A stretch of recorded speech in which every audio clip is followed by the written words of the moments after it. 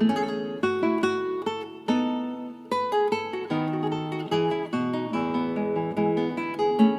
Tiya Miles, and I'm a professor of history, Afro-American and African Studies, and Native American Studies at the University of Michigan.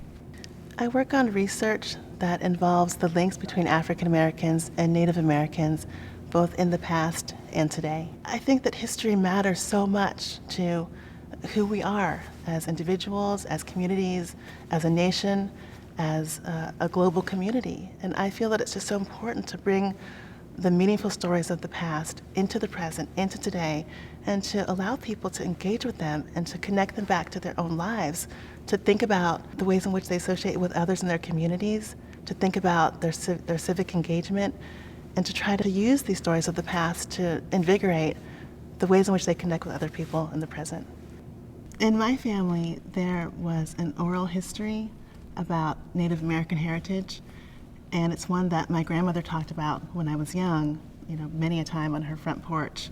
So when I went to graduate school, I wanted to explore this, and I was in a Native American history seminar when I first learned about Native American slaveholding. So I was confronted with two different ideas or stories about these relationships.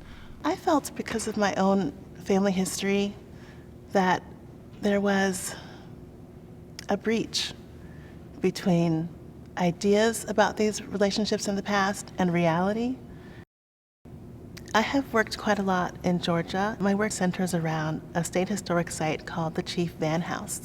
I went there to try to learn how Cherokee slavery was being interpreted at the site. And I discovered that African Americans were actually absent in public representation at that site.